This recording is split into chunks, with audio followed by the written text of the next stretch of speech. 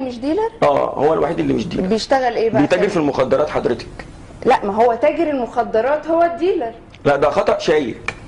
واخده بالك من شائك دي اصلا دبلون ويعني في حته ثقافه وزي كده. واضح عليك. التاجر الكبير ده بالطن وزي كده، لكن الديلر ده اللي هو بيوزع بقى ايه صابع نص صابع. ويا ترى بتوزع ازاي بقى؟ بالمكنه الصيني بتاعتي حضرتك، بس مكنه حلوه.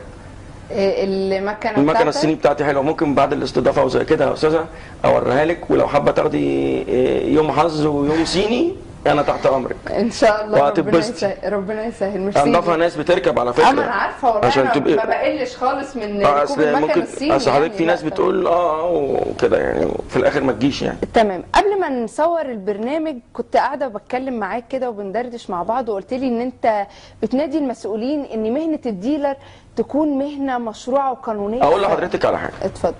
البلد فاتحه محلات للخمره ولا مش فاتحه محلات للخمره؟ فاتحه. طب ليه بقى البلد تحط دي في دماغك بقى مشجعه الخمره وقافشه على الحشيش؟ اقول لك انا عشان بيدفعوا ضرايب.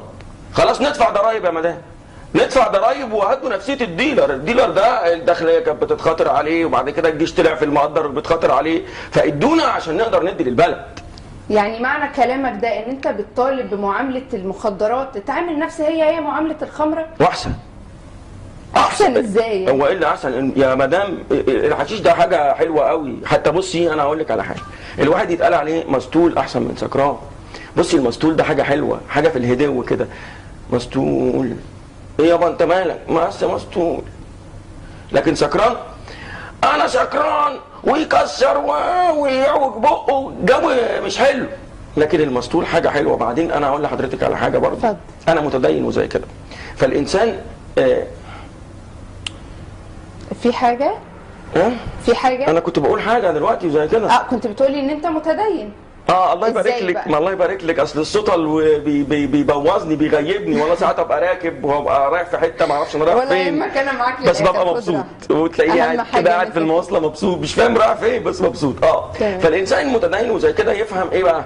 انه الخمره مذكوره في القران، لكن الحشيش اتذكر ما اتذكرش. لا بس الحشيش زيه زي الخمره، الاثنين بيذهبوا العقل. ما بيذهبش بالعقل يا مدام. الحشيش ده بيطلب معاكي زي ما انت عايزه، شغل وزي كده يطلب شغل، عايزه تهدي وتستكليسي يطلب استكليسي، ممكن عايزه تنامي بتشرب سيجاره الوداع ايه هي بقى سيجاره الوداع؟ اللي هي قبل النوم حضرتك، النوم الهادئ ده اسمه النوم الهادئ، تقومي ضاربه سيجاره الوداع